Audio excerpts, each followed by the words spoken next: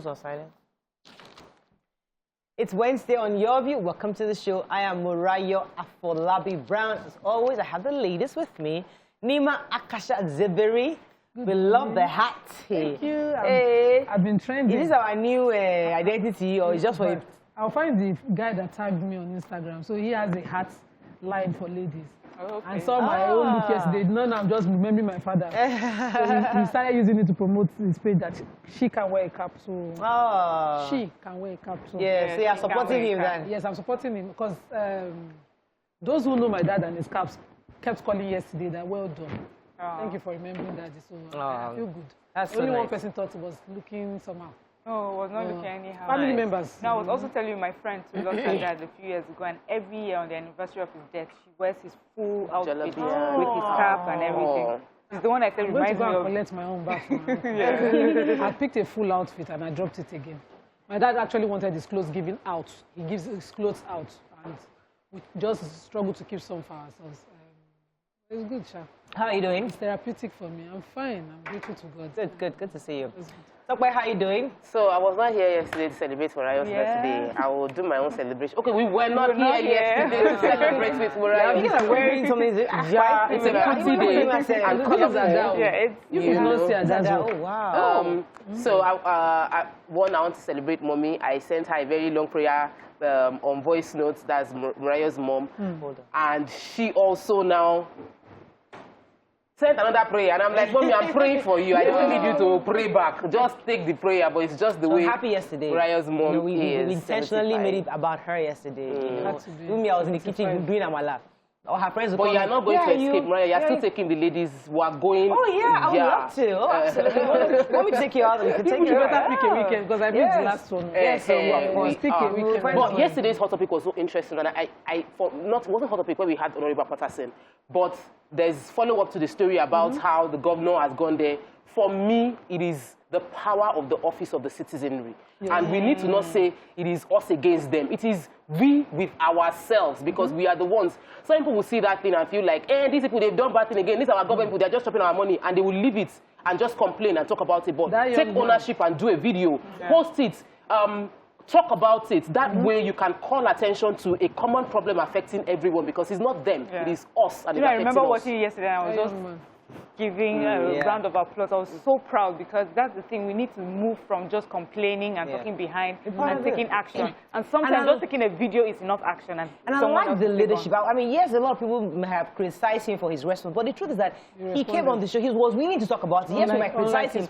Unlike many people who just say, I beg, that's your business, you get over it. And even the governor now has even gone further. The deputy governor went there himself. Good. So that is what we're expecting. Responsive government. I know your own issues. But the governor is in the States. Why did the video have to get him to go there? It doesn't matter. He might not see it. He can't see everything. How many projects can he see? Yes, if he cannot see everything. So that's why, that's what Patterson is in Abuja, and his eyes everywhere. The citizens and the governed work together. It's the objective that we could do. The road can be good. Some people fall through the cracks, but when a citizen brings it up, then it's good to have a responsible government. Well done to Governor Baseki. That's what you want me to say. Well done to you're in Lagos here. I don't think you understand the sentiment, Joe. Governor Sanwo-Olu, when he visited Badagry Expressway and promised to deliver, I live there and I see the work. I see it's deliberate. So you don't need an Akpatas's video to get a governor to move around the states. He's a boss of the IS. But well done, Shai. But the truth is that the governor is the chief security of the state. He has quite a number. You can't be going around looking at roads. I will be angry. If all governors Sanwo-Olu do is going to check side there, Gotham. I would not want him. But I would like him to be responsible. I have my own to talk about. Maybe Governor Sanwo-Olu cannot be everywhere, but I'm going to say it now. So yes. So now I'm going to be its eyes. There's a lot of roadworks going on, and we applaud the Lagos State government for doing that. But then, we're commuting to work, we're taking children to school, and there are just so many right now, especially for me, coming from Surulere, I'm trying to get to work. I can't go through Yaba to join Third Mainland Bridge because of the Murtala Mohammed Way work that's going there. The other one, I was telling you, the road from the Anthony bus stop. Yes, that's the work is, you know, heading closer. I haven't gone through Ojota a month because of the road work. So I'm just wondering how else would I move? Is there a way, can we start getting directions and diversions? For someone just enjoying relief from the works that I had to go through in the past, I'll tell you, patiently wait. Okay. They enjoy it when it's perfectly done. And also, the Lagos traffic should also be very more deliberate in telling us where we can go. So that's what I'm saying. So if you can tell us ahead of time, so we're preparing, instead of finding yourself caught up in traffic, meanwhile, where there are diversions that we could take. That's what I'm saying. You think someone can be there everywhere. Well, exactly. Yeah, I'm saying. We are applauding the office of the citizen. Headline. We're supposed to hear more else about the birthday. Instagram. They were spraying you all sorts of hand currencies. It's still Wednesday. Oh my God, we're not talking to Thursday. Thursday, you can start shouting. It's Wednesday, calm down. Stay with us, we'll be right back. That's my point, my friend.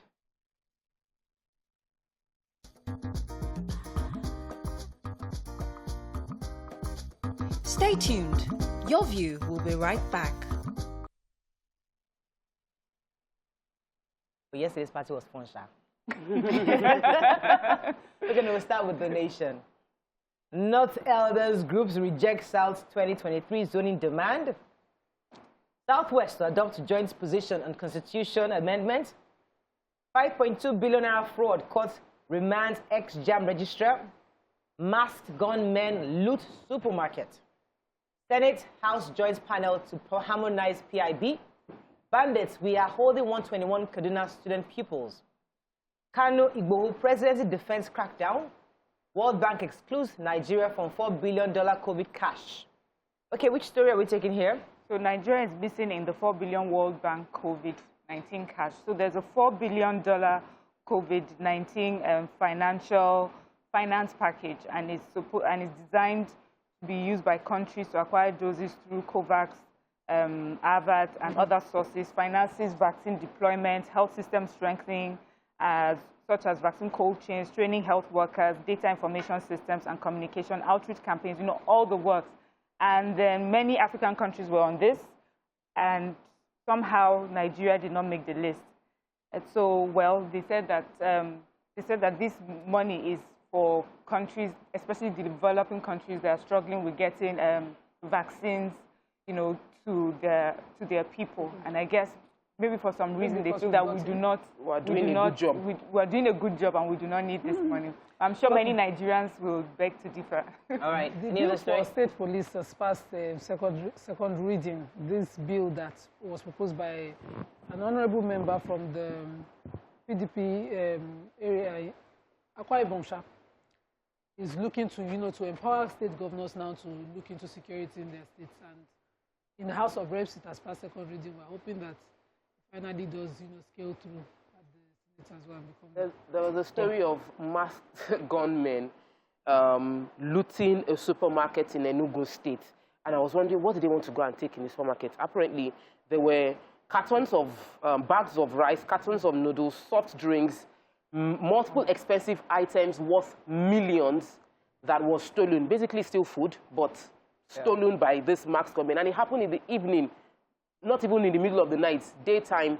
Eyewitness said that there were 9 of them in Hilux vans, and they shot intermittently into the air just to go and steal food.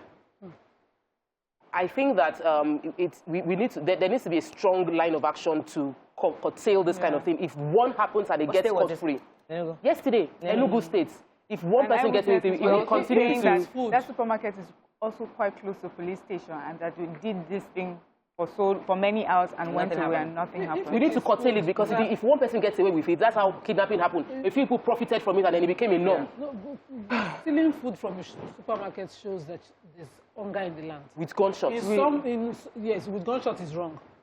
With gunshots, with every way. Matter, but I'm talking about the issue of food itself. You have gone, and this food you stole means that, you know, there's a serious let me take Garba Shehu. He was supporting the synchronization that led to the clampdown of Nnamdi Kanu and Sunday Igboho. And he was saying that he was supporting it, the DSS, and in a statement saying that they have at least 50 separate violent attacks linked to Nnamdi Kanu, and they're quite happy about the fact that he's now he's now in their custody. But interestingly, about Sunday Igboho, he was saying that Sunday Igboho has been conducting acts of terror and disturbing the peace under the guise of protecting fellow Kingsmen. That's quite debatable. Either way, he's also happy that Sunday Igboho has also been somewhat, they raided his house, and they're hoping that he can turn himself in as soon as possible. He's saying that because the president's directive was that they should clamp down or shoot down anybody holding an AK-47 rifle, and that's that there's no way you are fighting for peace and you have this much ammunition in your possession. So in that view, he felt that that was right for them to clamp down on Sunday Igboho. Moving on now to The Punch. Bandits hold 248 students. UNESCO sounds warning as ACF lampoons FG. Leather can boost Nigeria's earnings by 7%, says Oshimbajo. Court remands 8 suspected rapists and killers of Uniloring students. Senate plans intervention in alleged encroachment by Benin Republic. Handle NNPC unbundling with utmost care, NLC tells National Assembly. Reps debate police bill, want guns for regional outfits. UK Parliament debates Kenya's role in Nnamdi Kanu's repatriation today. And wealthy Nigerians, not the poor, benefit from fuel subsidy. Okay, let's start with the Benin Republic story. Yes. So the Nigerian Senate yesterday directed its Committee on Foreign Affairs, Judiciary, Human Rights and Legal Matters and states and local governments to interface with the Federal Ministry of Foreign Affairs, Federal Ministry of Justice and the National Border Commission to look into the issues of border encroachment that the Benin Republic police have with Ogun State and how they could come into the state and arrest a Nigerian citizen.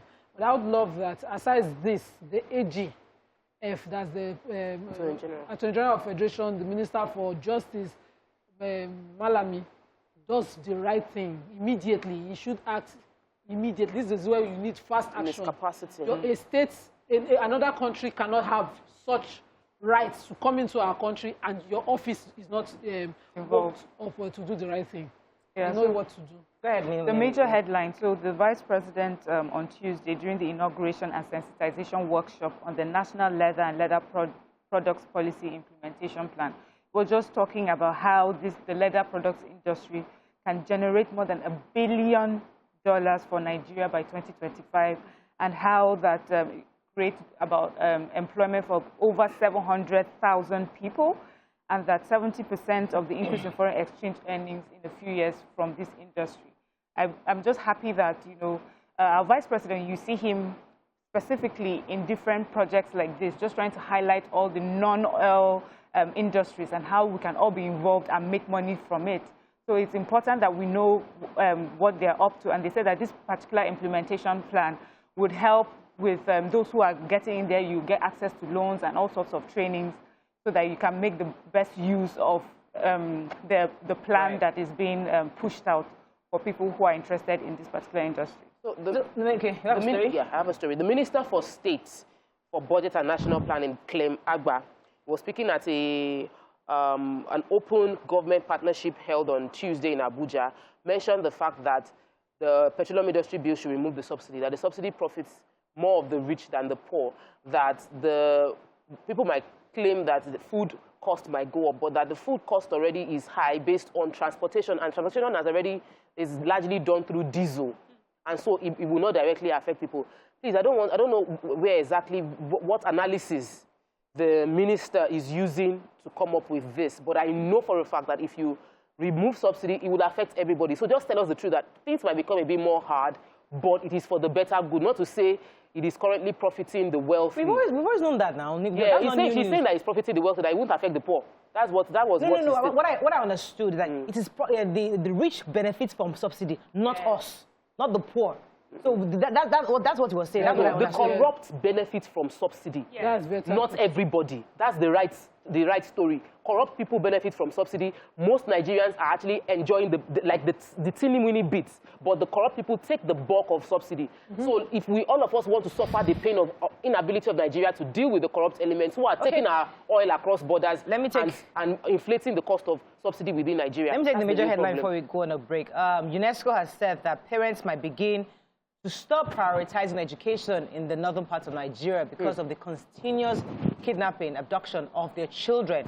And they were quite worried about the fact that 348 students so far are still, as we speak, in the custody of these kidnappers. And interestingly, one of the parents was talking about her experience talking to her child. Her child called in through the kidnappers.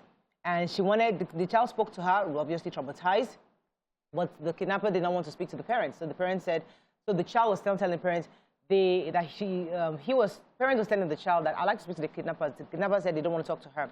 However, they said the child said specifically that they wanted her to tell the government to release 4 of their people in their custody, you know, for the release for their own in exchange for their. They don't want any money from the government. They just want 4 of these their members released in exchange for the children, and then the phone was cut off.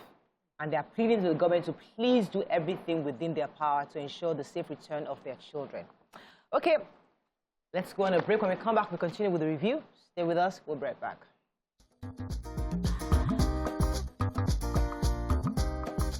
Stay tuned. Your View will be right back. Hey, thanks for staying with us. We're going to move on now to Daily Trust. Northern Elders are very back reps quest to create state police. Dollar video, court orders Ganduje to pay 800,000 naira to Daily Nigerian publisher. PIB Senate reps raise harmonization committees. Buhari to army, change your counter-insurgency tactics. Senators divided over bill to regulate donkey business. Mambila Pass, Senate queries FG over 812 million naira for land surveying and demarcation. 19 killed, others missing as bandits attack Katsina village. Okay, let's start with Ganduje. Please. So Governor Ganduje had sued Jafar, that guy that released the video of him stuffing in the pocket. So no, please. Okay. There was a video release. Where he received dollars and he was stuffing dollars in his pocket. And he took the young man to court for in a defamation suit that he sued him for 3 million naira cost of damages. 3 billion naira. Cost of damages for defamation. But the suit continued and then he secretly applied to the court. His lawyers applied to the court to discontinue their action. Obviously, maybe they are seeing the direction where it's going. No, they just wanted to discontinue. They sued him, so they wanted to discontinue. And so the Daily Trust guy and his team say, Libo, we too were asking for 4 billion. Cost of this, cost of that. They even an apology in the public daily. But the court awarded 800,000, 400 to the journalist and his team and the company. So is that the end? So are we going to investigate That's what the story said. The next story. Okay, in Katsina State again, 19 people have been killed in a village. I think I think it's pronounced, and this is the second time it's happening. This particular village, gunmen, they said, just went into this particular village around 5:45 p.m. on motorbikes, shooting sporadically. They killed 19 people, took away cattle and other animals and people's property, and left it. They went into another village, celebrating, playing music. People after they had gone, they're now looking for their relatives that they could not find because they also took some with them. And that one of the victims said he called his brother's phone, and one of the bandits picked up and said, you killed 2 of us and we killed more of you, like a punishment for having killed some of the bandits. And so anyway, they said they have spoken to the police. They hope something can be done about it. Yet another story of kidnap and mayhem. Yeah, the major headlines. So I mean, we're happy that the bill to talk about for state policing has passed second reading, and that's a good thing. Afenifere, Northern Elders, and others have agreed with the lawmakers that this is very necessary, especially because we currently have just about 400,000 police across the country, policing 200 million people. And it is important for us to have state police. But ACF was very specific, or was it NEF, was very specific, saying that it is state police that is recognized because states are recognized as an entity, not the region. So they're not for regional policing because the region in itself is not recognized within the constitution. However, the states can have police, but there are concerns that some states can't afford it. And these are all the things that are being considered. And they're also concerned the fact that the governors may also abuse the use of these police. So these are being debated, but we're happy that everybody seems to be aligned with the fact that state policing is necessary at this time. And secondly, you have another story? Yes, I have a story. So Abuja, residents within Abuja are complaining of power outage. Some areas, even in the business districts, they said have as little as 2 to 5 hours of power supply all through the day.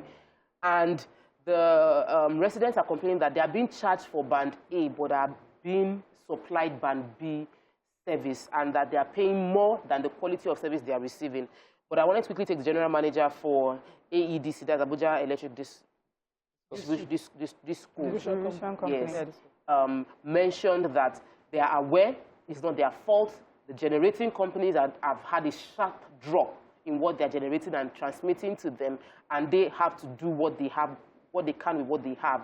And that there's a regulatory body for those complaining about being charged band B when they are on, band A when they are on band B, that the regulatory company has a stipulated time with which they can get penalized for doing that. So they are still within that window, and the people can follow legal redress, but that they are working hard to restore power supply within the state. Nobody read about the donkey business? I saw it.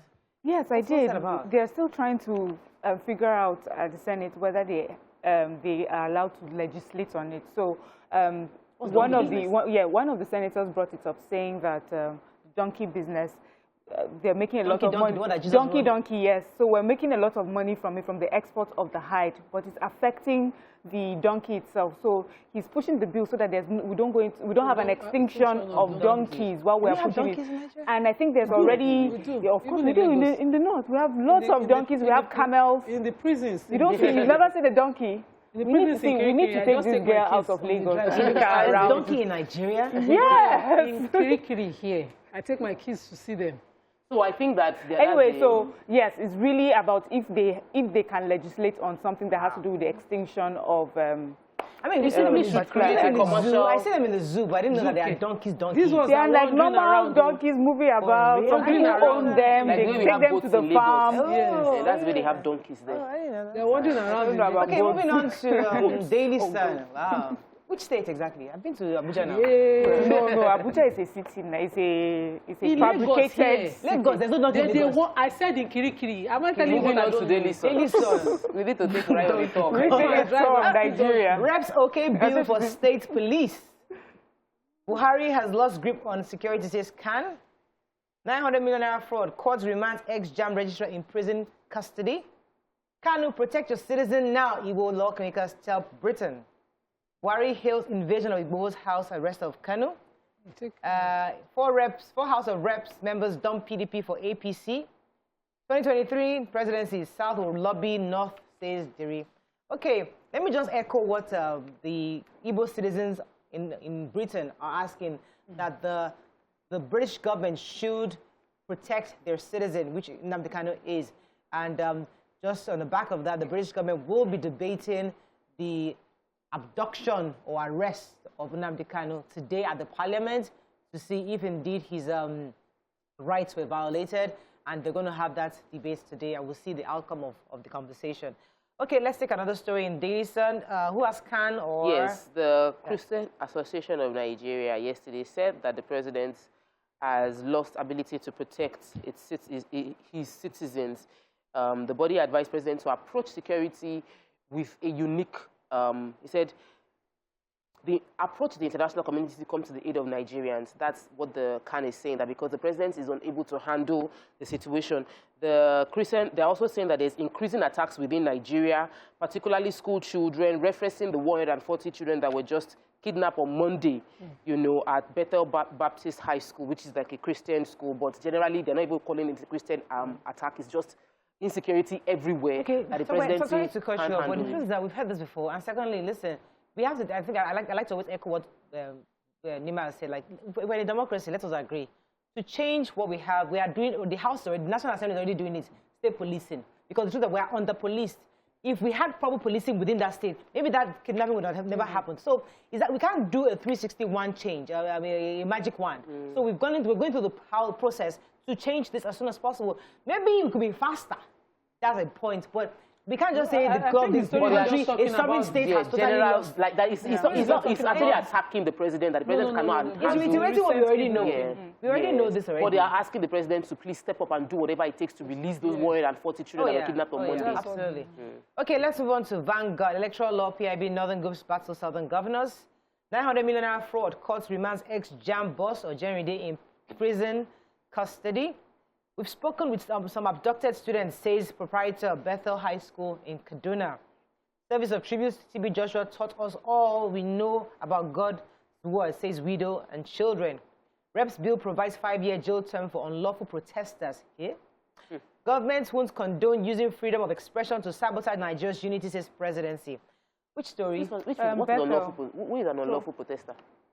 Well, let me take the students, the Bethel students that have been kidnapped. So the school owner has said that they have heard from the bandits. So they're able to count the number of children that were missing in school. And I think about 28 of them had run away. Some of them hid when the abduction was happening. But they're able to, and some of them have come back to school. So the number that they have and the number that the bandits have confirmed that they have shows that they have the complete number of students that were present in school at the time of the abduction. It was also mentioned that 2 security operatives lost their lives during the course of the abduction because there was gunfire between them. And their names are Private Salis Rabiu and Ordinary Seaman Bilal Mohammed, who the Kaduna State Governor has, called heroes and has also said that he would give some sort of financial compensation or assistance to the family. So the bandits have said the kids are with them and they are fine, they are okay. They were able to speak to a few of them, and the children themselves counted themselves in the bushes of wherever they are. Right now, we haven't heard anything about ransom that has been asked yet. Let me take the unlawful protest. Let me define, because based on what the bill is proposing, let's define who an unlawful protester is. It says any person, where 2 or 3 persons with the intent to carry out, we have to define intent, Nima, with the intent to carry out some common purpose, assemble in such a manner, or being assembled, conduct themselves in such a manner as to cause persons in the neighborhood to fear on reasonable grounds that the persons so assembled will tumultuously disturb the peace or will by such assembly needlessly without any reasonable occasion provoke other persons that are in that place to disturb the peace. Is an unlawful assembly. This is actually debatable. Very, very. We need to discuss it, understand who an unlawful protester is. So maybe we arrest them, you take them to court, and then they prove intent. I don't know how you, I don't know. No, they presume your intent based on how you are gathered. And if your gathering actually cause others to disturb the peace, you become an unlawful protester. But there's one that is after the act. So when unlawful assembly has begun to act in such a tumultuous manner as to disturb the peace, and the assembly is called a riot, and the persons assembled are said to be riotously assembled. Okay, so if it's a riot, where there are riots and start to vandalize, what happened in Surulere at the time of the protest where they had. Correct me if I'm wrong. The Constitution protects us to protest, and but now they're trying to amend. They're just trying to make a crime out of where you profit or destroy properties during the protest. So if it turns to a riot, they're trying to amend our criminal code to cover. So you as a protester must now ensure that you want to go and protest, better know the people you are assembling with and the people you are protesting with. You're not turning into a riot where you are burning things, vandalizing things, or killing people. I think that's what I think we can have a conversation on this. Let's hear what Nigerians are talking about. We'll read it, finish it, plenty small. We'll read it properly and look at it and get Nigerians to call in. We did not talk about power grid for Ministry of Works. We have to run. Unfortunately, that's all we can take on the front page review. When we come back, we'll continue with other stories. Stay with us. We'll be right back.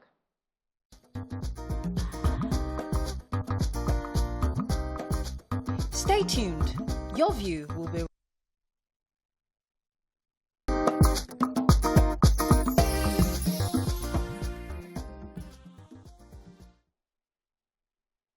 Thanks for staying with us. Joining us on the show is the Associate Dean, Lagos Business School, Program Lead Sustainable and Inclusive Digital Financial Services, Initiative Management, Professor Olayinka David West. Welcome to the show, madam. Good morning, and thank you. This morning, we'll be discussing our concern about the informal sector being part of the economy of our nation. And one of the key issues we've observed, the fact that, yes, regular citizens are paying taxes, the middle class are paying taxes, but most of people working within the informal sector are yet to be captured or even to benefit from all the various programs available for them. My first question, therefore, to you is, what can be done such that the people within this informal, that at the lower rung of the society, where they're doing businesses, can actually benefit from all the various programs and policies that protects their wares and their businesses to properly be part of the Nigerian economy? All right, great. Good morning, and thank you for having me here. It's nice to talk about the informal sector because I think it's also nice to understand the sizing of that sector. They are about 65% of the economic activity in Nigeria and also employ about 80% of the workforce. So when we look at the informal sector and their inability to contribute, you find out that their inability to contribute is limited by their working under the radar. In the environment of financial services, they're transacting mostly in cash. So you realize that the money doesn't come back into the system to ensure that we can reduce the cost of funding. So when you bring all this in, how do we formalize or bring them into the sector? First of all, we need to make things a bit easier and more transparent and accessible to all of them. So you find out that if a market woman wants to register her company, how does she go about doing this? How does she access the CAC website? Who gives her that kind of assistance? At what cost? So how do we make things a bit less, more transparent and remove all the opacity in our processes to ensure that this thing is accessible to somebody who wants to check, can I check a business name? Can I register my company? How do I do this and how do I do that? And given the fact that part of one of the characteristics of the informal sector is the fact that a lot of people are at the lower end of the educational cadre, then how do we also ensure that we have support services to guide them and walk them through to ensure that they're not also being marginalized or ripped off? And when you put all these things in place with private sector, government working, then we can also begin to harness the value of that economic sector, increase our national productivity levels. And then also when you think about it from a government planning perspective, government has more opportunity to plan better because they know which communities they're serving, where those people are living, where they're working. And so it gives us a better ability to manage a country and manage our population and manage economic activity for the betterment of everybody. Right. Thank you. So, Prof, many times when we talk about the informal sector and how large it is, especially in Nigeria, we talk about 80%, of our economy. And I'm wondering, is the informal sector, is it inherently a negative thing, or can it be a positive? Is there something that is it more a problem of how to manage it and harness the benefits of having such a huge informal sector, or is a negative that has to be corrected and formalized? Okay, no, an informal sector is common across many countries, and it's typically known as a shadow economy. And what that shadow economy does is that basically it's almost like a parallel economy to the main formal economy. But what we need to do is we need to work at reducing the size and the activity that's going on in that shadow economy. We need to ensure that we can harness this and bring them in. So how do we bring these people in, and how do we ensure that, we can actually get them into the workplace, get them into formal kinds of employment, get them registered? We need to look at the different structures that we have. And sometimes we find out that if I'm self-employed, for example, what are the structures for reporting my income, reporting my taxation, and different things like that? How do I go about doing these things in a very easy manner? Another thing we need to think about is, especially when you're looking at the micro sector, which is the largest portion of our small and medium enterprises, 41 point something million. How does someone in the marketplace want to leave her store to go and pay her taxes? So can I have taxation agencies or collectors who can value and assess, and then can she pay her taxes there and then, rather than having to go to a bank or go to a government office? So I think that if we put the customer and who we're trying to serve, which is the informal man or woman, in the center of the processes, and then rebuild the activities around those people, and then we can begin to sort of make them more aware of how do you access this, how do you do this, and how do you access that, and then the word will continue to spread, and we can bring more people on board and not make it as onerous for them to access some of these services. And also, the next thing is, okay, what is in it for them when they've accessed the services and they're part of the formal sector? Do they have access to education? Do they have access to healthcare? And do they have access to all the other social services that the government is trying to provide? So it's a two-way conversation we need to be having. We need to also realize that we can't get more from our government if we don't give more, but the government also needs to ensure that the structures and the processes and the systems are there to ensure that we can actually participate in the sector. Thank you. Yeah. So, a lot of solutions have been given by government across board. We have trader money, farmer money, and all of that to help some of these sectors that we're talking about. But we don't see a reflection of the results that government projected in excess food and all of that. What are the solutions that you think can help government reach these people directly so that we remove those middlemen who are profiting from these interventions? Sorry, can you repeat that? I'm having a bit of difficulty hearing you. We've had governments in the past make solutions, profess solutions to reach the poor man, maybe to diversify or even ensure food sufficiency in the trader money, farmer money that the federal government distributed in the past. But we know now that the result doesn't reflect that that solution was achieved, because the monies did not get to the lowest of the low, and this poor sector that we wanted to reach. What solutions do you think can help reach them directly? Okay. I think that before we start looking at solutions, we need to dimension and dissect the issue and the problem. First of all, when we talk about informality, there's urban informality as well as rural informality, and the solutions will differ based on where we're looking at it from. So when we're looking at the trader money and some of these programs, for example, the first thing is that we can't give to people we don't know. So this issue about having identity is critical. And I'll give you an example with identity. Before the regulation saying we had to tie our SIM numbers to our name identity numbers, the level of uptake was very poor. And then after that regulation, that announcement, the level of uptake has almost doubled in the last 6 months. So what does that tell us? That we as citizens as well need to respond better to government and government pronouncements rather than always being passive and not trusting the government in what they've asked us to do. So that's one of the issues. So we don't know everybody. Right. It's the people that come up that we know. So when we ask people, they'll come and register for something. There's such a distrust that people don't even want to put their names on any type of register, and they're just sort of hanging and staying off the radar and staying off the grid. So how do we bring them on the grid? Because when we look at the programs like trader money, market money, etc., they were able to give some people access to monies. But then again, because it's government money, the responsible use of that money, the return of that money, ensuring that we can actually use it for what we said we're going to use it for, return it when we're going to return it, and also grow the business and grow the economy, because such funds are really about reinvestments and repeat business, right? So when you've done it well once, then you can go back again and continue getting more and more and more. But because sometimes it's government, we also have this impression that, because it's government, it's free, and we're not as responsible as we are if we were with private sector. Another thing we need to be mindful of is that Nigeria is a very large country. And when we're talking about doing these things, how do we do them at scale?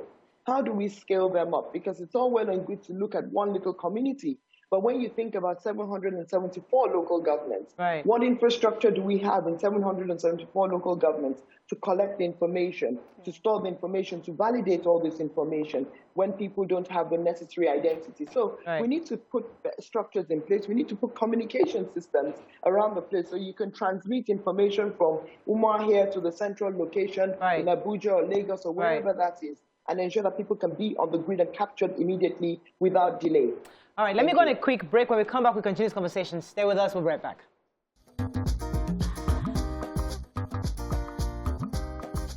Stay tuned. Your View will be right back.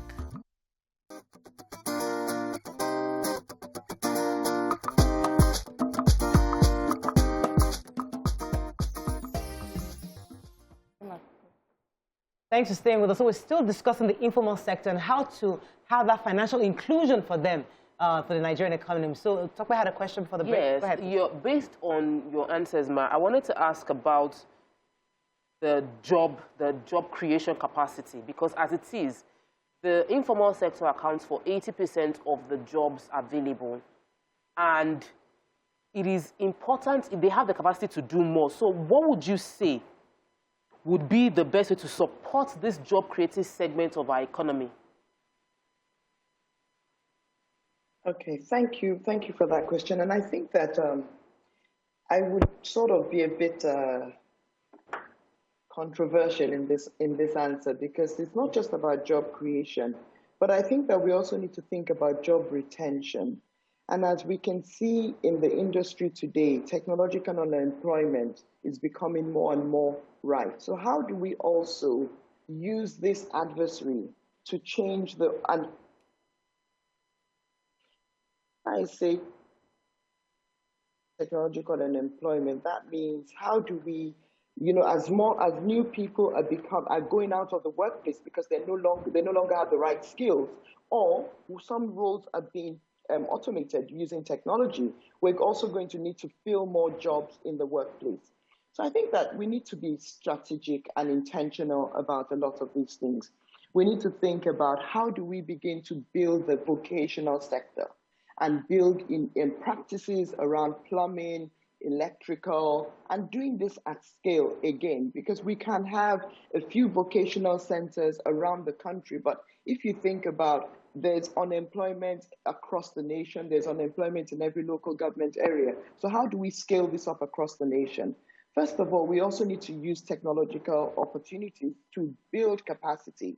And when I say technological opportunities, technology gives us the ability to reach more people.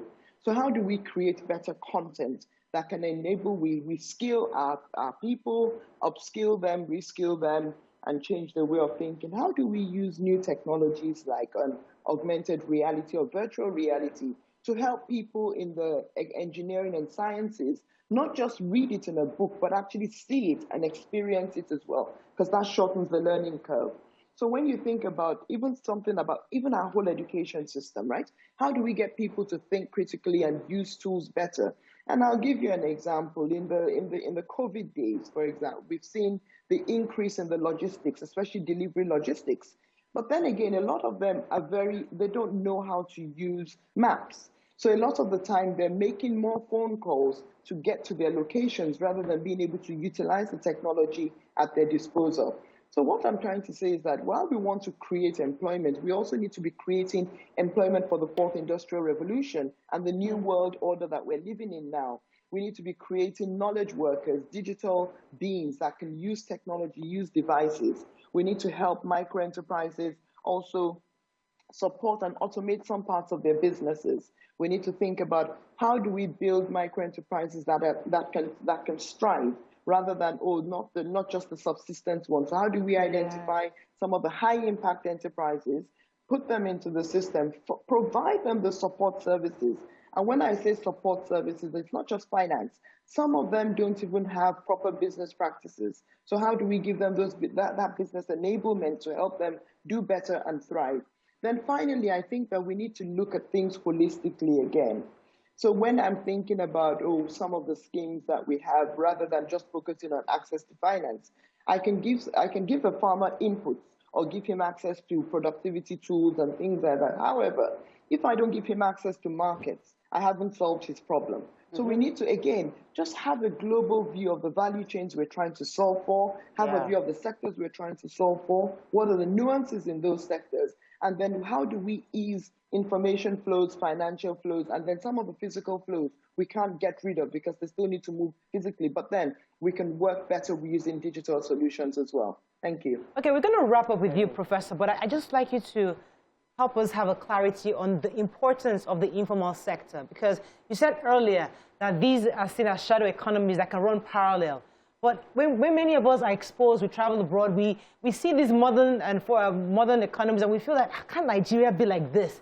So my question, therefore, to you is that this informal sector that we're talking about and how we want to include them to this new modern way of doing business, how do you think? Do you think that we can continue sustainably have them as an informal sector, or finally have them, you know, be modernized? Well, we can do both. We can reduce and shrink the size, and we might not be able to get rid of it in its entirety. So we can reduce and shrink the size and modernize in that sense. But it's really about use cases that work. And one of the things we need to think about is, so when you look at the financial services ecosystem, everybody uses financial services or payment instruments one way or the other, whether it's cash-based instruments, whether it's digital instruments or electronic instruments, we all use payment instruments. So what I would think of is, rather than trying to replace and eliminate, what are they doing right now? Because when you think about the woman in the market who is doing her daily contributions, right? Does it mean it's a bad thing because she's doing it in cash? Or does it mean that, oh, she needs to do it in a formal way? But how do we formalize some of these things that they're already used to? Because that's also the entry point into formalization, right? People, behaviors and attitudes also are built around the way people do things. So we need to sort of think about, how do we begin to change behaviors so they can shift gradually? And this is where the whole behavioral science comes in. How do we use behavioral science techniques to nudge people over the chains to ensure that they go from informal to formal? But it doesn't happen like a light switch. It needs to be deliberate. It needs to be thought about. We need to understand what they're doing and how they're doing things and build that into the system and do it by design generally. Thank you very much, Professor Olayinka David West. Thank you so much for your contribution this morning. And we look forward to seeing how these policies can actually change and help improve and make life easier. Because at the end of the day, it's about making life easier and things easier for people, businesses to thrive. Thank you very much, madam, for joining us this morning. We're going to go on a break now. When we come back, we'll move on to other topics. Stay with us. We'll be right back.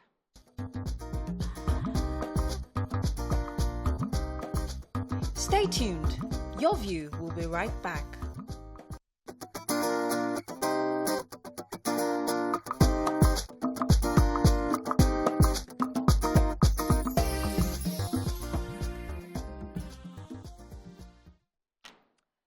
Thanks for staying with us. So, the issue of the Southern Governors meeting that they had in Lagos on Monday is still trending. Nigerians are still reacting to the communique that was released based on their meeting. We discussed yesterday on the issue of rotation of the presidency to the South, which was agreed. We discussed also the fact that they said the 3% should be reversed back to 5%.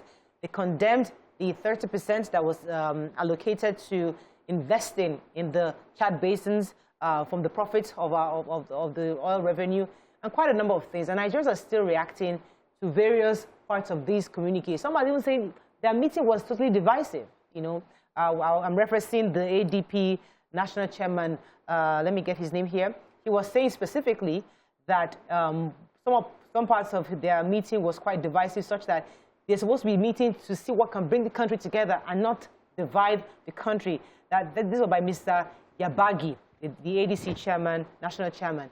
And he was also saying that there has to be a way where the governors are working together, because you don't want to make the North feel that you are working against them, because that in itself is a threat to our democracy, in the sense that the North has the largest chunk of voting power and they can actually sway votes to their side if they are not happy about what is happening with the governors. So what are your general thoughts on this? I mean, we touched on it yesterday. We focused more on the electoral reform, but we'd like to hear Nigerians' views on the meeting and why are our governors meeting? Why do they feel the need? I'm told today, even today, I think, they are meeting with the lawmakers, the Southwest, are meeting with the lawmakers, their lawmakers, to discuss and harness what they've agreed.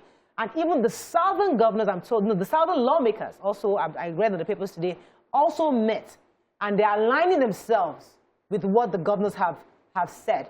So the question, therefore, is this the new way? Is this the new approach? Why are the governors feeling it's important to have these meetings? And now that they've all somewhat aligned, what is the next step? Are they going to the House? What is the next move? What are your thoughts? You can call us, please, on our numbers. We'd like to hear your views, 081-270-53687. You can also call us on 091-9076-948. You can send us messages on YouTube and also on Facebook. What are your general thoughts on these meetings?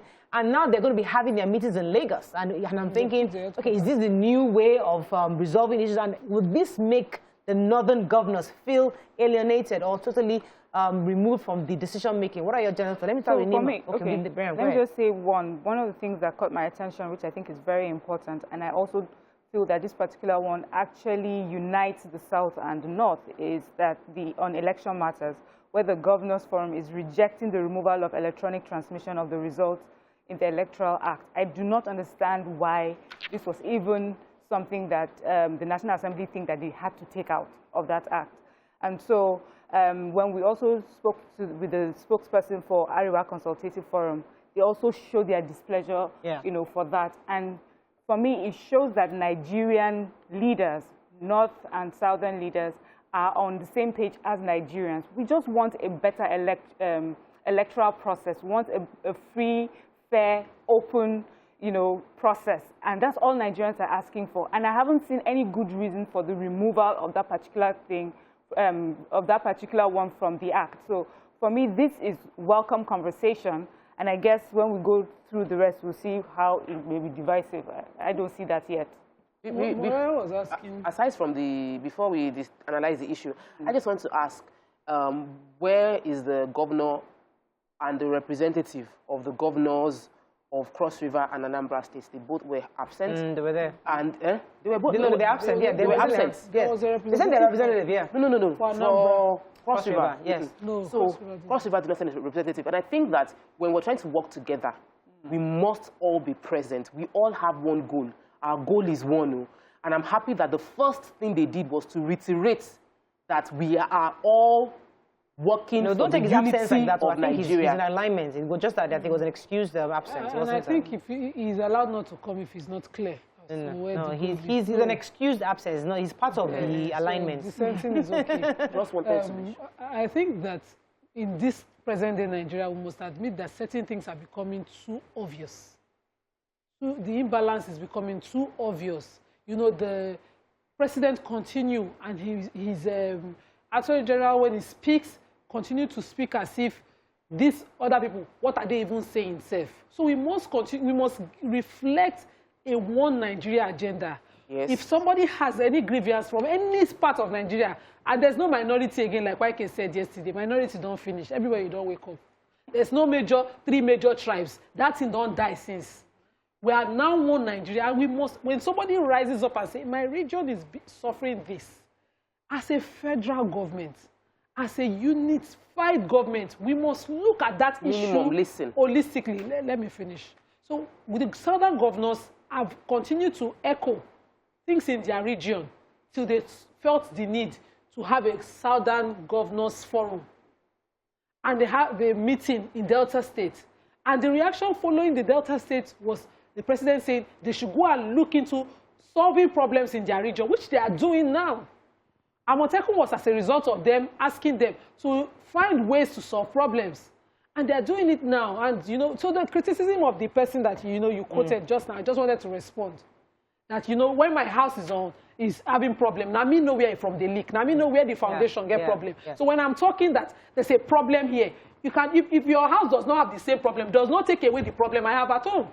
Well, Nima, let me cut you off. The reaction. We have to see things from all sides. No, I'm not disputing. I'll come back to you because when a Yabagi is saying, let me read it. Let me quote it. He said that when you look at the grazing issue, insecurity, and issue of politics of 2023, how can we have elected officials and governors for that matter coming and wanted to emphasize things that divide us? So in his own perspective, these are things that divide us. Also, he said, it's unfortunate that we don't have governors today coming together on issues of principles.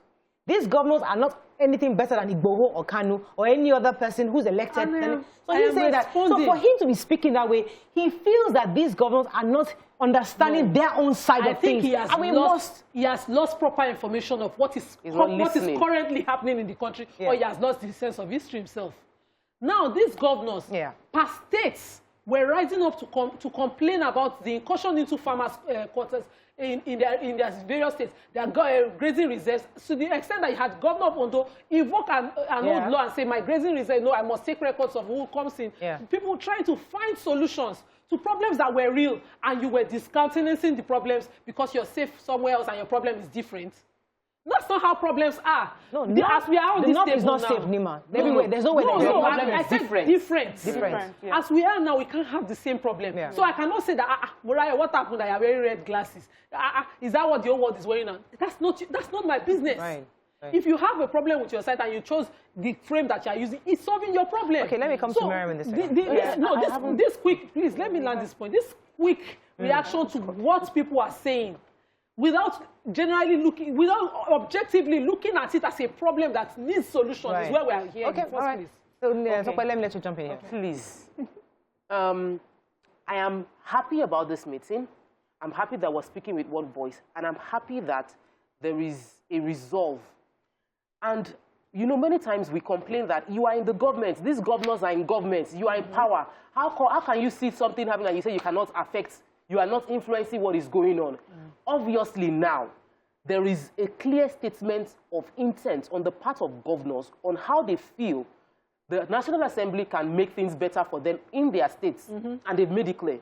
These are the policies you are about to sign. We don't agree with it. We are a federation. Yes. We are a republic. No one part should have the right to say another part, what they are saying is inconsequential. It's like you have 3 children, and your children, one of them is complaining, and you're saying what you're saying is dividing the family. No. If you want a united family, you listen to everybody, and you try to make it work. Yes. As it is right now, we must have a president that is listening. You cannot have governors in your country meeting and releasing communiques second time that they're releasing communiques, and you are not officially welcoming them, listening to them, and saying, we would address what you have written like this, like this, like this, especially from the National Assembly side. When we come back, because I want you to understand something. We have a Northern Governors Forum. We have Southwest, South-South, and Southeast Governors Forums.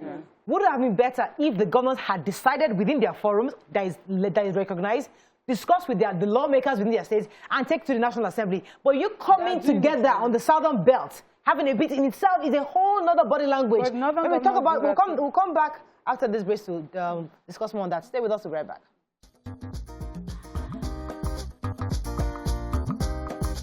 Stay tuned. Your View will be right back.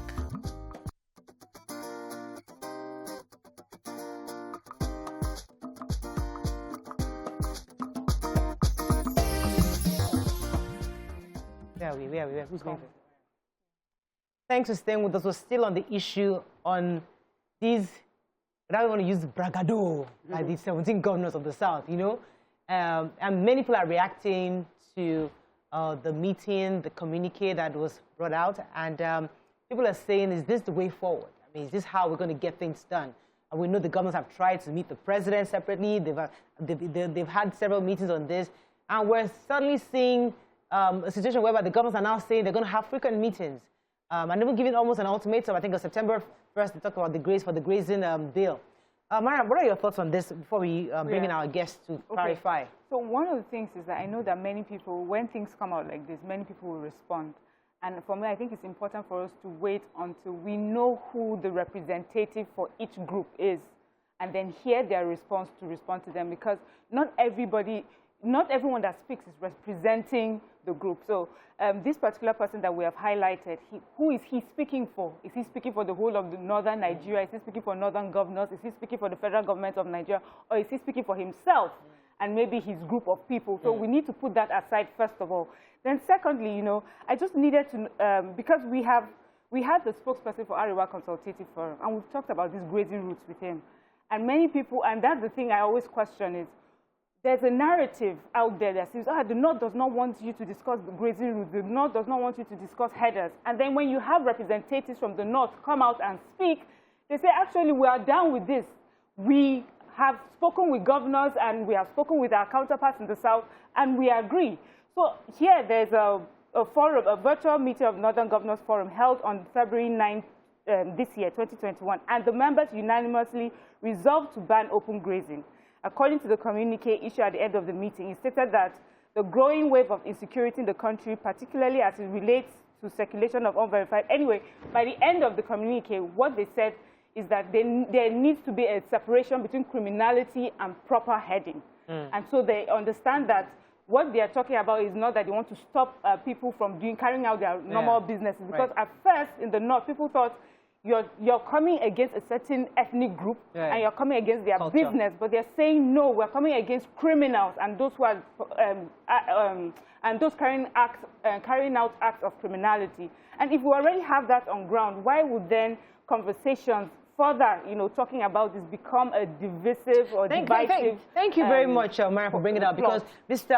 Yabagi is an individual, so he's possibly speaking for himself. And just like you said, ACF is a pressure group, so they can only speak. They don't have any laws enforcing that any law enforcing their utterances. But let me.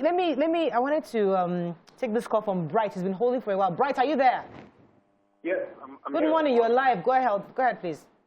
Yes, hi, you guys. Thank you very much for this lovely topic. Let me start from the point of the grazing. I don't have problem with the Southern governor banning grazing, but I think I have not seen them mention the solution to banning grazing. Let me give you an example. In the Old Western region, we have ranches that the Western government built in Ondo, Oyo, and somewhere in Ogun State. If you ban people from grazing, also create a business aspect of it.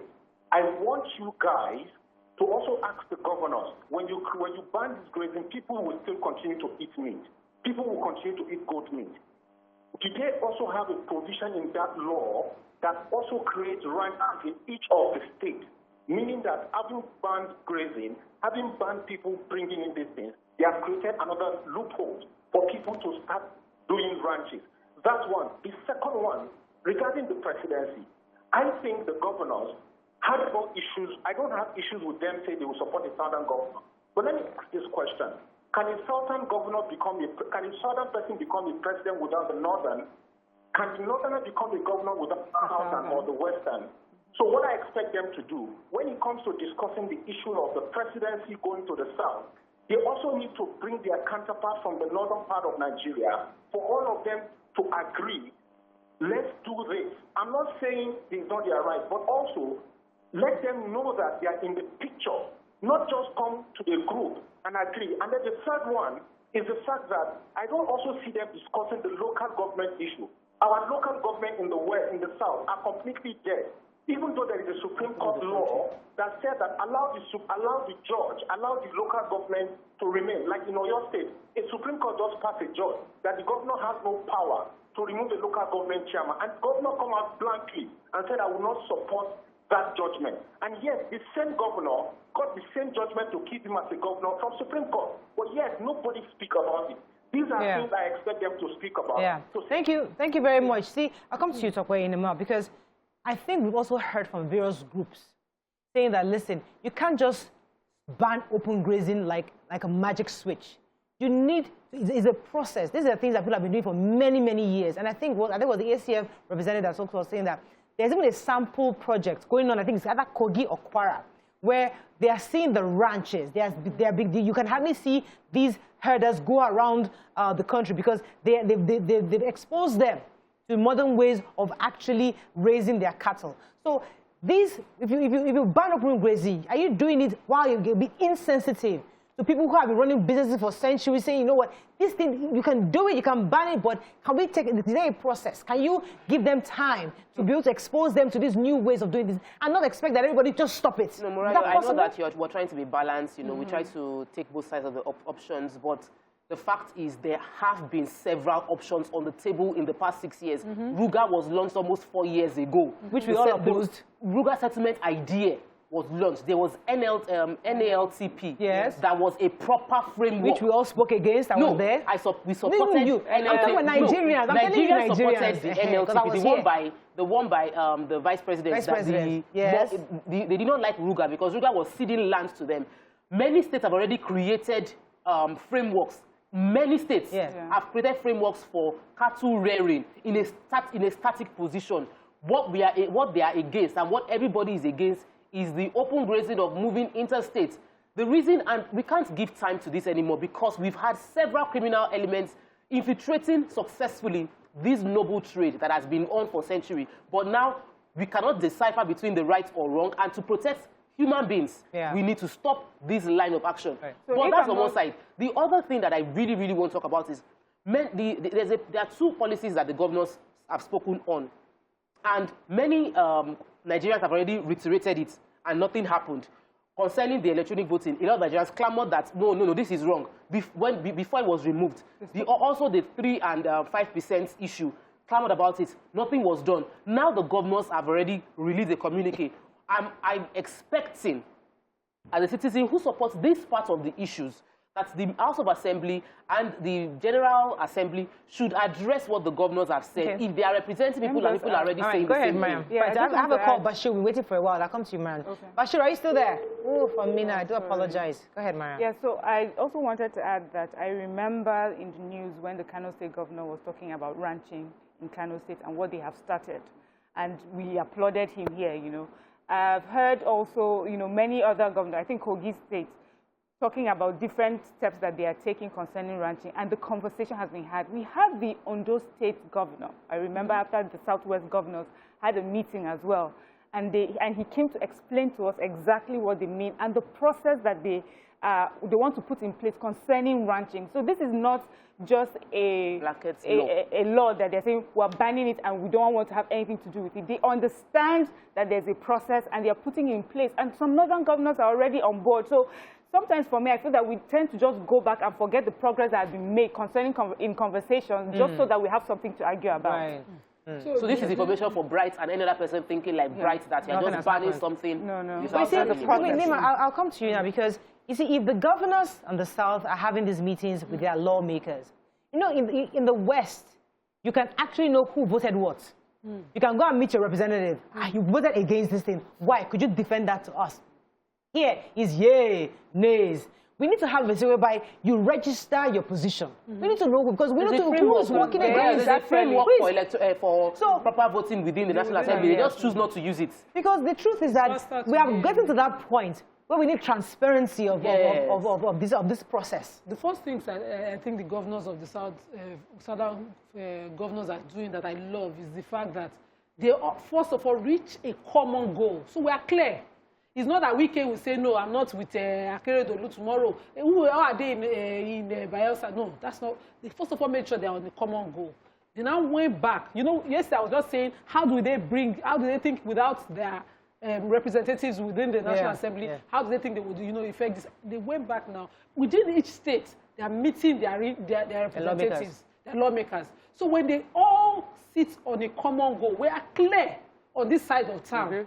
What our problem is and how we want to solve it. We don't have it to every thousand. No, we're not denying the entity Nigeria. We're only saying, let's be clear where we are, so that we're not divisive and we're further divided within our house as to what point taken. So when they go together, like the one we have in the PIB, we clear what we are demanding and why we want it. Yeah. So everybody, once you have your items and your problems itemized, everybody can sit down and discuss it per problem and say, okay, this is where we are. We're not saying the country should divide. All right, I have a lawmaker has been holding for Honorable Leke Adedeji from Yagba Federal Constituency in Kogi State. He's a member of House of Representatives. Good morning, sir. Are you there? Good morning, but I can't see you. Okay, thanks for joining us. We'd like to hear your thoughts on this, the meetings the governors of the southern region of Nigeria have had. They came out with a communique. What are your general summations on that meeting and the fact that they're meeting with you and your colleagues to align? Tell us the nature of what you've agreed so far. Thank you so much. My name is Honorable Leke Abejide, member representing Yagba East, Yagba West, Mapamuru Federal Constituency. I'm from Kogi State. Well, to me, it's not a new thing because I'm from the north. As you heard, Kogi is part of northern Nigeria.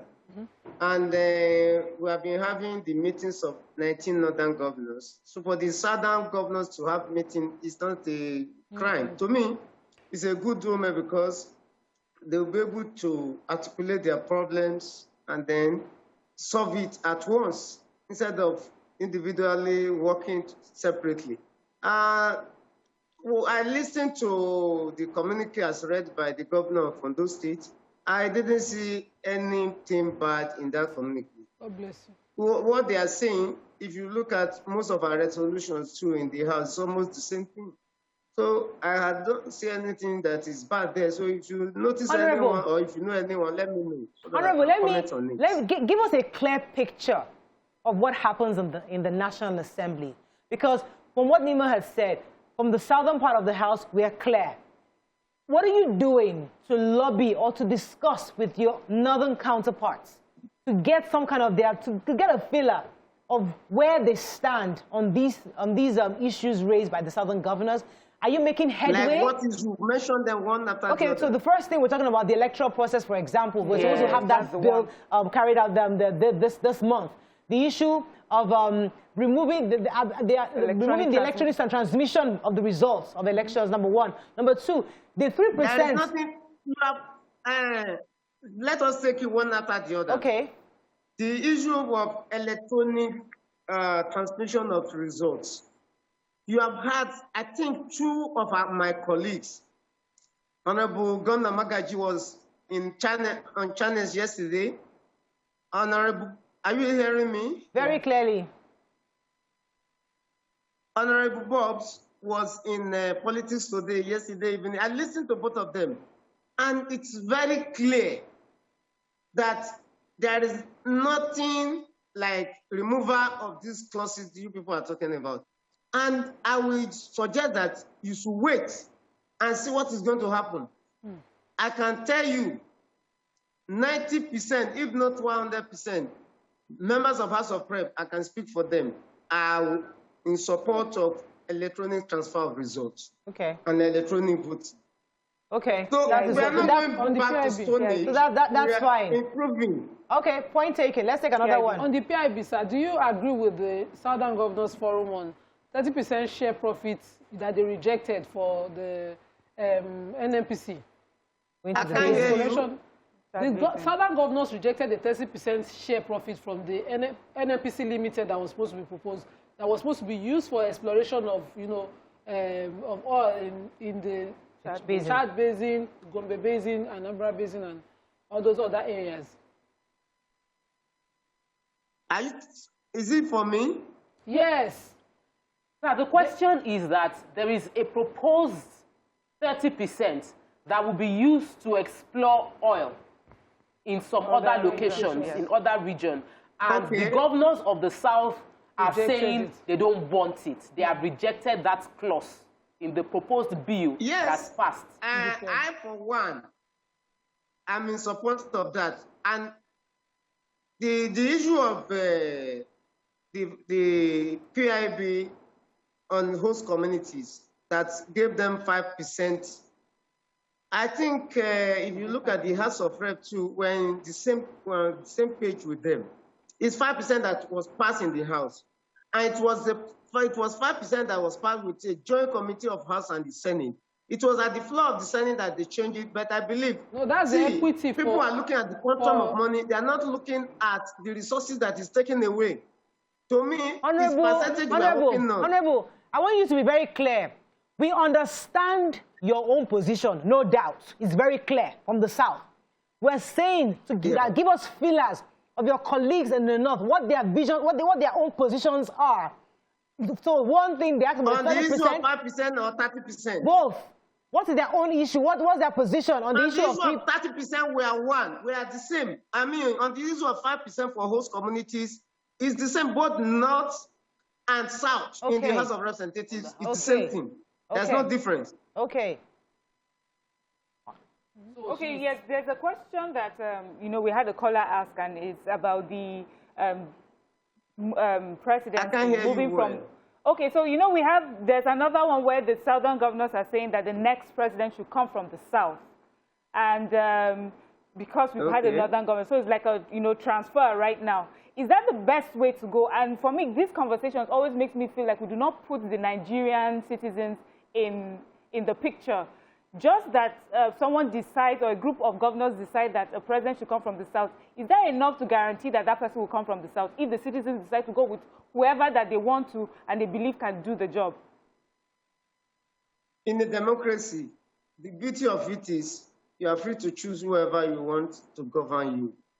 But in our peculiarity here in Nigeria, because of the diverse tribes and ethnic group that we have in Nigeria, there must be principle of understanding ourselves.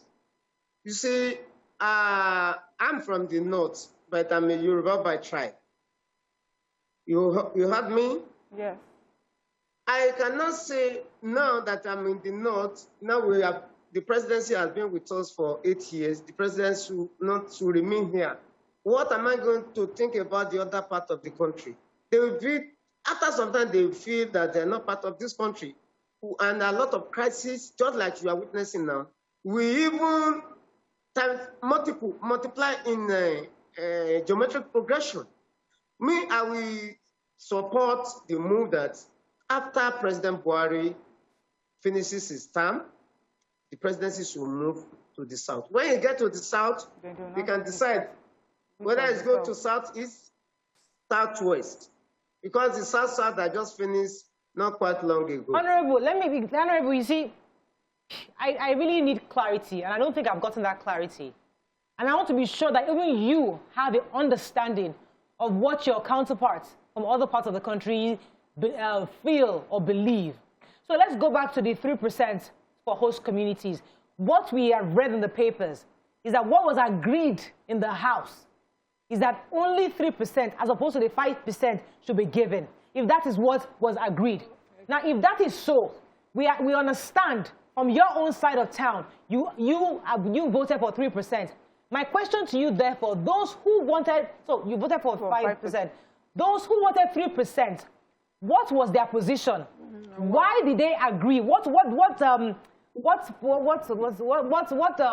Maybe you didn't listen very well to me. Yes. Maybe you didn't listen very well to me. I said what was agreed by both the Joint Committee of House of Representatives and that of the Senate is 5%. Okay. It was at the floor when they were discussing the matter before the passage. At the floor of the Senate, that somebody raised the issue of 3%. It led to a situation where they wanted to call for division. Okay. But that didn't happen in the Green Chamber where I am. Oh, good. Thank you. Listen to me. It is not the decision of the National Assembly. That 3% is the decision of the Senate. Okay. House of Representatives is still standing on 5%. Okay. Thank you for that clarity. I really appreciate it. Yes, go ahead, Nima. So, aside this, the Southern governors also, propose some security solutions to. I can't hear you. The Southern governors also propose solutions to the insecurities that they suffered in the area. They propose what? They propose state policing. They also propose that, the henceforth agencies must collaborate or inform the governors of each state before they come into the state to carry out any assignment in their states. This is not clear. I can't hear you very well.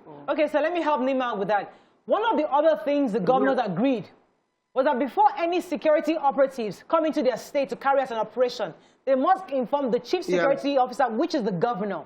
Now, our question to you, therefore, is, are you in agreement? And if you are, do you think it is possible for this to be agreed by the entire House of Assembly, the National Assembly? Well, if you say I'm the chief security of my state, then before you even start doing anything security, I should be aware. Okay? You should first of all inform me. To me, it's not even the northern governors, not only southern governors, they would buy the idea too. I believe so. Because you say I'm chief security of my state, and then you just come and start operation without getting me informed. You come to my house without telling me you want to work in my house. So it is a normal thing, but it's a creation of the Constitution.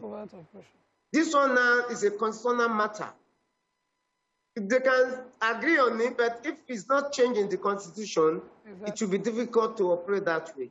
So I believe it's a creation of the Constitution, and then once the Constitution is amended to read it that way, it will work that way. But on a general agreement, just a simple agreement between one person or three people, that one does not give it a legal backing. Right.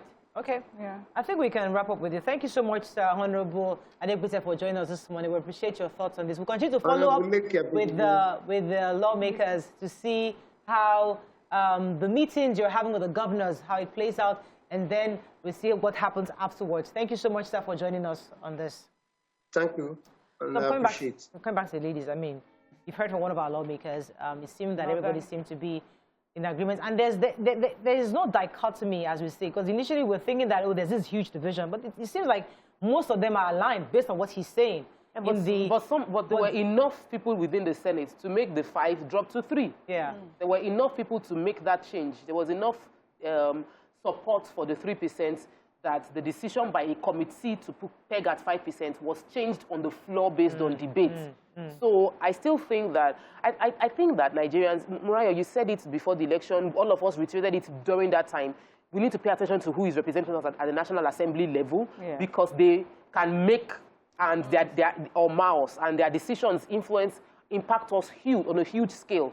So these policies, he's unaware of the removal of electronic voting, because in the floor of House of Representatives was passed, but at the Senate, what came out is different. Same thing, they passed 3%, what came out is different. Same thing, they did not support 30%, what came out is different. So what is happening at the Senate that seems not to correlate with what is going on the floor of the House of Representatives? We need to discuss that, and we need to get them to explain why they are making changes. Do you have any comments we want to take, please? We have plenty of comments. Please go ahead. Let's take a few comments on this. Andrew in StarTimes says, we need just 2 visionary... While we're taking that, let me take Michael. Michael, are you there? Yes, I am here. You're live. Go ahead, please, Michael. Can you hear me? Yes, very clearly. Go ahead. Yeah, I need to put some few comments. We have a situation where elected governors in the South came together and suggested, in their view, what they feel will resolve the problem. It's not very clear, sir. We really want the audio is bad. We really want to hear you. Want to try to start over? Okay, let's take a few comments. Nima, go ahead, please. Okay, Andrew says, we just need 2 visionary leaders ruling 8 years each. And I can say confidently Nigeria is on its way to greatness. All the others are on the 5-year jail term for protesters. Oh, we'll talk about that later. Yes. Someone says, Onyewu Maria Santa says, as a matter of fact, it's really unbelievable to know we're still discussing this open grazing. Even those involved, I mean the real individuals staying for days without bathing in the face of insecurity and harsh weather, are said to be tired of this. People making this noise obviously appear to be those using it for politics. Let me take Garba. Good morning, are you there? I'm here, Mariah. You're live. Go ahead, please. Good morning to the ladies in the studio. You see, my take on this, I'm from North. Sometimes when I hear some issues, like we from the North, we are not kind of being understanding with people from the South. It's not good. All the things that is happening in the country, I bet you, we need opposite of President Muhammad Buhari. That's fact. And what is happening in the North is underreported. That's fact. We are not happy with what is happening in the country. Issue of rotation for equity. If we come to the North, I believe that we support anybody that comes from the South for equity. That's fact. Thirdly, issue of open grazing. It's high time. I'm a Muslim. Islamically, it's not allowed. Because you cannot control more than 1, 2, 3, up to 20 cattle without encouraging others by the privilege. That's fact. They know that. And even governors, I tell you, governor of Katsina State, governor of Kano State, governor of, I think, either Plateau or Kaduna Rufai, said it categorically, open grazing cannot continue in Nigeria. That's fact. For peace to reign. Look at when. And all these issues, food tribes, clean themselves. Fly me a house, I want coffee. You understand? We have to tell ourselves the truth. And we have to say it out. You ask yourself, what comes so bad? It's because of open grazing. And if they need, let's stop it. If they have to stop, it's a high time with this development authority to stop open grazing. But what I'm saying, I agree with what Bryce said. What prohibition did the government make? to kind of train us together how to go about ranching. That's where we are getting it wrong. Up to now, none of them provide a solution to the issue. We keep on memorizing. Thank you very much, Garba, for your comments on this. Do you have any more comments? We'll be wrapping up on this in a minute, but I think generally we all agree, and I think across the board, everybody agrees that open grazing is not sustainable. Just how to go about it. Not anymore. Some people want it to happen almost immediately to stop. Others are saying, give it time. You know, people are not used to these new modernized methods, and they need time to begin to adjust. Let me take this call before we run off. Good morning, are you there? Hassan. Good morning, all of you. You're live. Go ahead, please. My contribution about this North-South divide, please, the governor should stop it. The northern governor should also stop it. Where are our leaders? Have they gone to bed? Where are our leaders? That should call Mr. President to order, should call the governors to order, should call our senators and House of Representatives to order. Enough of divide and rule in this country. No northerner is against a southerner becoming a president after Buhari. It's a very clear issue. Zulu came out and said it. Governor of Kano State came out and said it. The Viceroy of Katsina State came out and said it. All this issue of southern governors coming out to make a cheap popularity, I don't understand it. Nobody is against a southerner becoming. No any part of this country can make presidency.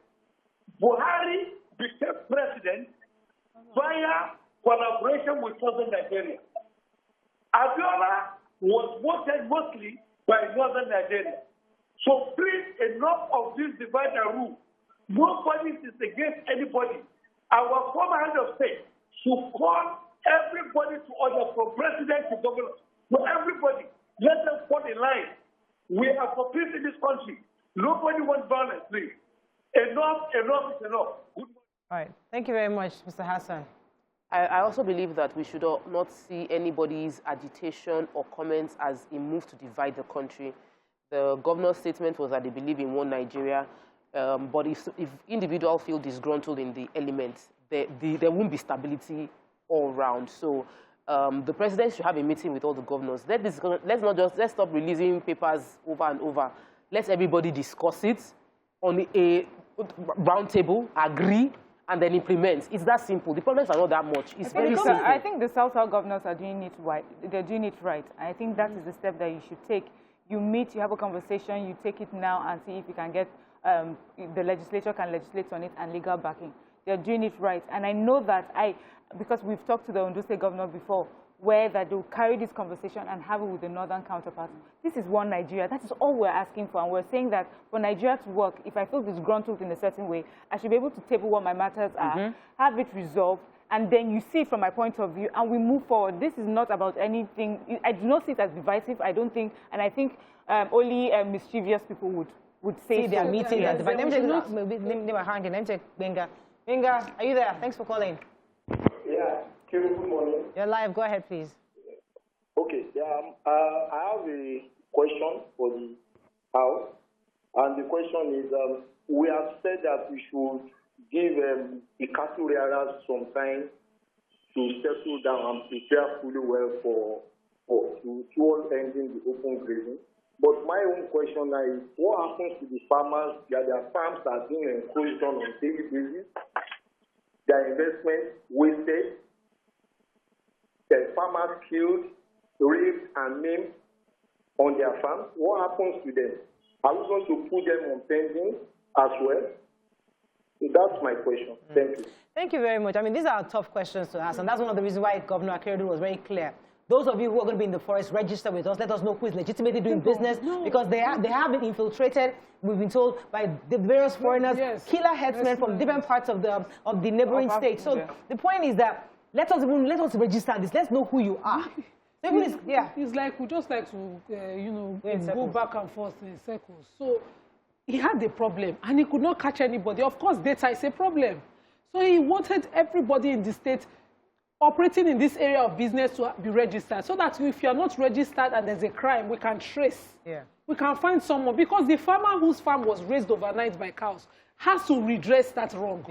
How does he redress it if he cannot find whose cattle? Yeah. And if he goes on a personal confrontation, somebody will be killed. And then there will still be no redress for that. Right. So we cannot continue to go back and forth, reprisal, and color every crime with ethnicity and some other big English that Nigerians like to speak.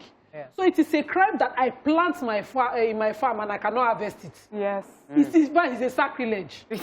Yes, so. Yes, now, because it takes a longer period of time to plant and wait certain products crops to grow. Right. Now, it is also a crime that I am rearing my cattle and somebody come and rustle it. Yeah. It is a sacrilege. Yes. And that wrong has to be redressed. And we can only do that and achieve it by data. When people are now responding with solutions that we are looking towards, you know, that will get us closer to that data and we can address somebody. These are even personal issues. If your cattle chop my tomatoes, I can sue you and recover what I projected to grain at the point of harvest. You simply pay me because your cattle, you will sell your cattle will get fat, you will sell. And me, I've lost my own. President in Aso Rock where he's busy doing other things. And those are personal issues. But these 100%. Issues become state government issues because there's no way to reach the person who carries out the wrong. And that's what they are looking at. Unfortunately, but that's all we can take on this show. But I think we'll be able to understand better, and we'll continue to follow up the story and watch the next move of this group of 17